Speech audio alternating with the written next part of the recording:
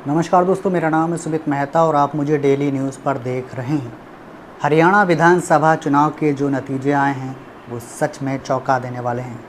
कांग्रेस के खेमे में इस समय जो है वो घमासान मचा हुआ है। वहीं बीजेपी लगातार तीसरी बार सरकार बनाने की कोशिशों में लगी हुई है। कांग्रेस को ये जो अप्रत्याशित हार मिली है, इसकी वजह क्या है, इसे लेकर लगातार मंथन जारी है।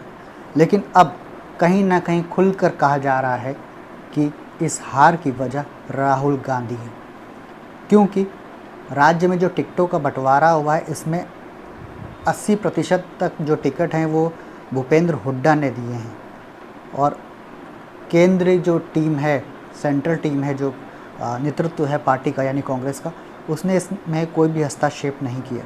बताया जा रहा है इसकी वजह से ही पार्टी के कई वरिष्ठ नेता नाराज़ भी हुए थे, जिसका नुकसान जो है फ़िलहाल कांग्रेस को इस चुनाव में उठाना पड़ा है।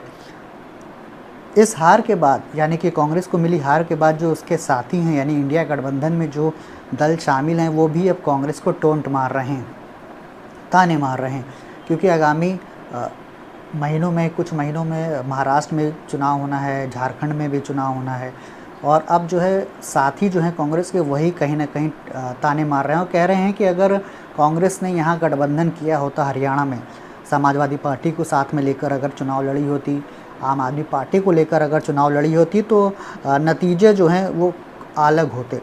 वोट शेयर की अगर बात की जाए तो हरियाणा में सबसे ज़्यादा वोट जो मिले हैं वो बीजेपी को मिले हैं। 39.94% वोट मिले हैं और 48 सीटों पर बीजेपी ने जीत दर्ज की। इसके अलावा कांग्रेस ने 39.09% वोट हासिल किए हैं। इसके अलावा आम आदमी पार्टी ने जो है 1.80% के आसपास वोट हासिल किए हैं और इन आम आदमी पार्टी के और कांग्रेस के वोट प्रतिशत को अगर जोड़ दिया जाए तो 0.94% वोट बनता है ज़्यादा बीजेपी से, यानी करीब करीब मोटा मोटा देखा जाए तो 1% वोट ज़्यादा बन रहा है अगर इंडिया गठबंधन चुनाव लड़ता। और ये 1% वोट जो है वो कुछ भी कर सकता था। हो सकता था कि आज जो है बीजेपी विपक्ष में बैठने की तैयारी कर रही होती और कांग्रेस जो है वो 10 साल बाद सत्ता में आने की तैयारी कर रही होती। हरियाणा में मिली चुनाव की एक सबसे बड़ी वजह कांग्रेस की ये भी सामने आ रही है कि पिछले लंबे समय से वो सिर्फ एक वोट बैंक पर ही राज्य में निर्भर थी। जाट वोट बैंक की राजनीति लंबे समय से राज्य में कर रही थी कांग्रेस और इसका नुकसान जो है वो कांग्रेस को इस चुनाव में उठाना पड़ा है। वहीं बीजेपी ने भी काफ़ी चालाकी करी, क्योंकि इससे पहले जब 2014 में बीजेपी चुनाव जीती थी तो यही लग रहा था कि राज्य का जो मुख्यमंत्री होगा वो जाट होगा, लेकिन बीजेपी ने नॉन जाट को यानी कि एक पंजाबी खत्री मनोहर लाल खट्टर को सीएम बना दिया। सभी चौंक गए थे बीजेपी के इस फैसले से, लेकिन लोकसभा चुनाव से पहले खट्टर को हटाया गया और एक ओबीसी मुख्यमंत्री नायाब सिंह सैनी को बनाया गया। ये भी चौंका देने वाला फैसला था, लेकिन बीजेपी की ने तैयारी कर ली थी विधानसभा चुनाव की, क्योंकि उसे पता था कि इस बार चुनाव जीतना आसान नहीं है। कांग्रेस जहां जाट वोट बैंक पर निर्भर थी, वहीं बीजेपी ओबीसी मुख्यमंत्री को लेकर सामने आई और कहीं ना कहीं ये चुनाव जो बन गया 2024 का विधानसभा चुनाव, ये जाट वर्सेस अदर्स बन गया, यानी अन्य सभी कास्टों को लेकर। और यहीं पर बीजेपी को भी उम्मीद नहीं थी, एक चाणक्य की चाल थी बीजेपी की और ये चाल कामयाब रही, जो दिख रहा है अब। इसके अलावा जो दलित वोट थे वो भी इस बार कांग्रेस से अलग हुए हैं। लोकसभा चुनाव में भले ही दलित वोट काफ़ी मिले थे कांग्रेस को, इसका फ़ायदा जो है रिज़ल्ट देखने को मिला था, लेकिन विधानसभा चुनाव में ऐसा कुछ भी नहीं हुआ। बीजेपी ने राज्य में चुनाव प्रचार के दौरान 2005 में गोहाना दलित जाट संघर्ष की बात करी। इसके अलावा 2010 में मिर्चपुर जाति हिंसा को लेकर भी कांग्रेस पर निशाना साधा और नू हिंसा तो अभी लेटेस्ट, अभी कुछ समय पहले हुई थी, यानी कुछ महीनों पहले हुई थी। इसे लेकर लगातार कांग्रेस पर निशाना साधा और ये कहीं ना कहीं एक हिंदुत्व को लेकर भी एक माहौल बनाया गया, जिसका नुकसान जो है वो कांग्रेस को हुआ और बीजेपी को इसका फ़ायदा हुआ। कांग्रेस का खेल उसके ही कुछ अपनों ने और जो बागी थे उन्होंने भी जो है वो ख़राब किया। बताया जा रहा है कि 15 ऐसी सीटें हैं जहां पर कांग्रेस के बागियों ने ही और निर्दलीय या छोटे जो मजबूत कैंडिडेट थे उन्होंने कांग्रेस का खेल बिगाड़ा। अगर कांग्रेस इस समीकरण को लेकर चली होती और एक रणनीति के तहत ये काम किया गया होता, सिर्फ भूपेंद्र हुड्डा या दीपेंद्र हुड्डा पर डिपेंड ना रहती पार्टी, या जाट वोट पर डिपेंड ना रहती, और एक रणनीति के तहत जैसे कि बीजेपी ने रणनीति बनाई और उस पर काम किया, जिसका नतीजा ये है कि लगातार तीसरी बार बम्पर वोटों से सत्ता में वापसी करे बीजेपी। वहीं ओवर कॉन्फिडेंस में रहे राहुल गांधी, भूपेंद्र हुड्डा, दीपेंद्र हुड्डा, उन्हें पिछले लंबे समय से ये पता था, इस बात की पूरी उम्मीद थी कि सत्ता में तो उनकी वापसी होनी है, सरकार इस बार हरियाणा में बनने वाली है कांग्रेस की, लेकिन ऐसा नहीं हुआ।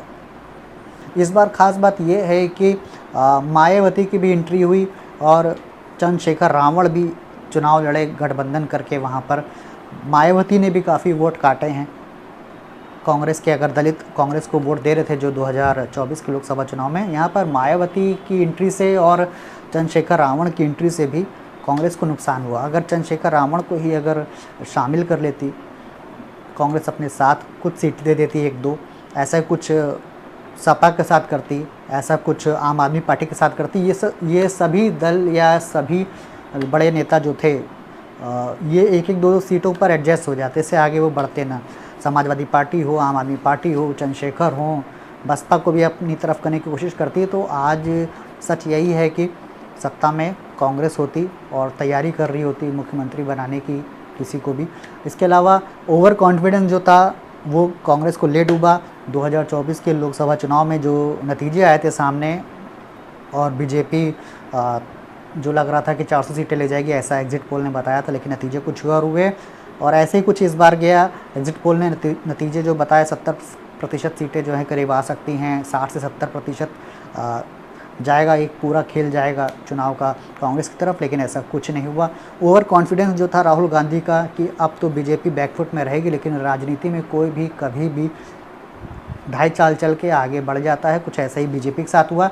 हाँ, ये बात तय है कि अब हरियाणा में मिली हार के बाद बीजेपी आगामी जो भी विधानसभा चुनाव या उत्तर प्रदेश में उपचुनाव होने हैं 10 सीटों पर, महाराष्ट्र में चुनाव होने, झारखंड में चुनाव होने, इन विधानसभा चुनाव में और उपचुनाव में अब बीजेपी हावी रहेगी और बैकफुट में कहीं ना कहीं कांग्रेस रहेगी। खास बात यह है कि अब खुलकर जो राहुल गांधी के कट्टर समर्थक थे सोशल मीडिया पर लोकसभा चुनाव के नतीजे सामने आने के बाद, अब वो कहीं ना कहीं राहुल गांधी को लेकर बयानबाजी कर रहे हैं। उनका साफ मानना है कि राहुल गांधी ने यहाँ पर गलती करी है और यही गलती उन्होंने छत्तीसगढ़ में भी करी, इंटरफेयर नहीं किया टिकटों के बंटवारे को लेकर।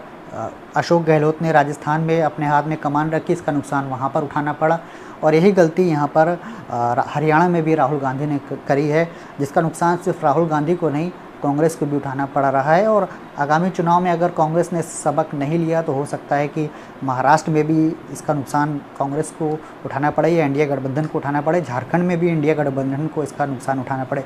फिलहाल आपको क्या लगता है कि हरियाणा में कांग्रेस की जो हार हुई है, एक करारी हार हुई है, एक जीता जिताया मुकाबला ओवर कॉन्फिडेंस की वजह से लास्ट मोमेंट पे हार गए, इसकी वजह क्या है? कमेंट करके ज़रूर बताएं।